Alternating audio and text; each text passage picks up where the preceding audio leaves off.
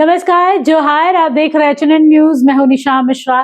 भले घाटशिला उपचुनाव को लेकर मतदान संपन्न हो गए हो, लेकिन आरोप प्रत्यारोप का जो दौर है वो अभी थमा नहीं है। कल जैसे ही 5 बजा तो मतदान थम गया, क्योंकि समय सीमा पूरी हो गई थी और इस लिहाज से अब आगे मतदान नहीं हो सकता था, क्योंकि 5 बजे तक ही लास्ट समय जो दिया गया था वो था।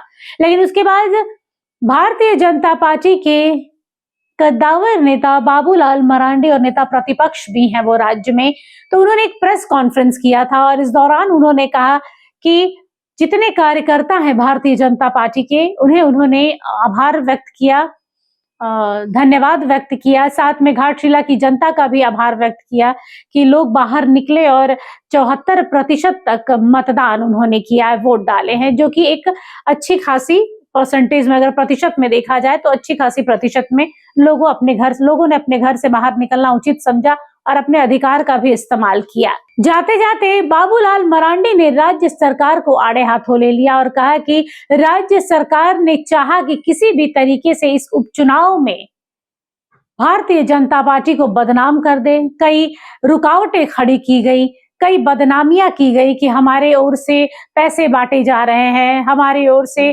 कई ऐसे कदम उठाए जा रहे हैं जो उपचुनाव के खिलाफ है, और न जाने क्या क्या क्या कुछ कहा है बाबूलाल मरांडी ने। आइए एक नजर डाल लेते हैं। चलिए, बहुत बहुत धन्यवाद आप सबको। आज घाटशिला विधानसभा का उपचुनाव था, उपचुनाव संपन्न हो गया। अभी तक अधिकृत रूप से तो आंकड़ा इलेक्शन कमीशन जारी करेगी है, लेकिन अपने को जो जानकारी मिली है कि लगभग 5 बजे तक करीब 74% के मतदान संभवतः हो गए।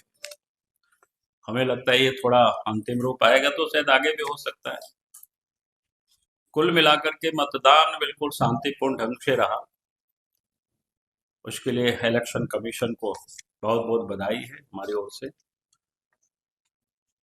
क्योंकि जिस प्रकार से अंदेशा थे ये लोग गड़बड़ करेंगे, लेकिन हमारे भी कार्यकर्ता हर बूथों पर चुनाव के दिन डटे रहे। सवेरे से हम सब लोगों ने उसके भी मॉनिटरिंग करते रहे कि भाई सभी पोलिंग बूथों पर हमारे वर्कर है कि नहीं है। तो सवेरे से लोग डटे रहे और उन लोगों को प्रशासन तंत्र के द्वारा कहीं कहीं डराने धमकाने की भी कोशिश किया। उसमें से एक जानकारी मिली है, ढालभूमगढ़ थाना में एक कोई जम्बानी करके पंचायत है, वहाँ पर बूथ था, उसमें से हमारे एक दसमत टुड्डू को वहाँ दिन भर से लटका करके रखा है। अभी तक की जानकारी मिला था वो छोड़े नहीं थे। तो इससे ही अंदाज होता है कि भाई वो दहशत में है। जो सत्ताधारी दल है उनको लगता है कि हम चुनाव हार रहे हैं,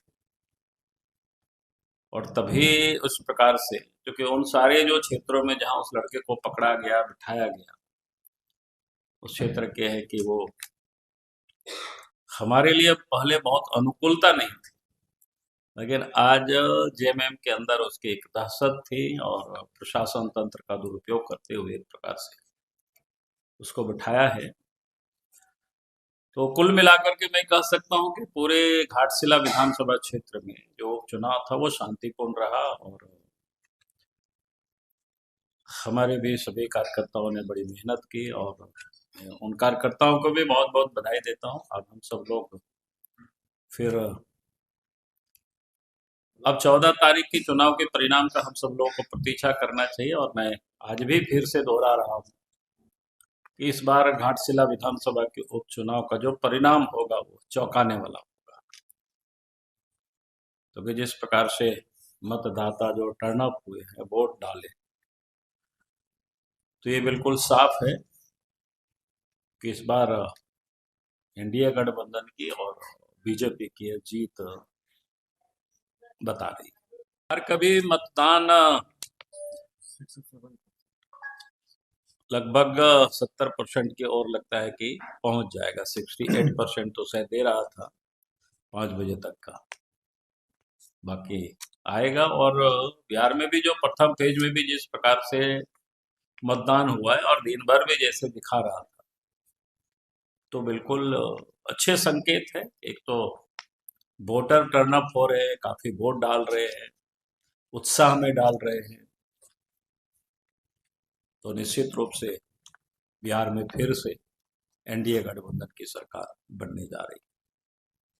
ठीक है, तो सुना आप लोगों ने, ये थे बाबूलाल मरांडी, जिन्होंने साफ तौर पर कहा कि चाहे राज्य सरकार हो या जेएमएम हो, वो कुछ भी चाह ले, होने वाला वही है जो घाटशिला की जनता चाह रही है। और 14 तारीख को घाटशिला की जनता ने भारतीय जनता पार्टी को चुना है। और इससे पहले बीजेपी के जो बड़े नेता हैं, चंपाई सोरेन, पूर्व मुख्यमंत्री भी रह चुके हैं, उन्होंने भी यही कहा था हमसे कि ये एक भारतीय जनता पार्टी की ऐतिहासिक जीत होगी।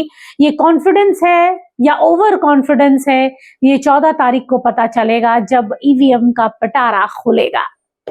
फिलहाल के लिए बस इतना ही। देखते रहिए एचएनएन न्यूज।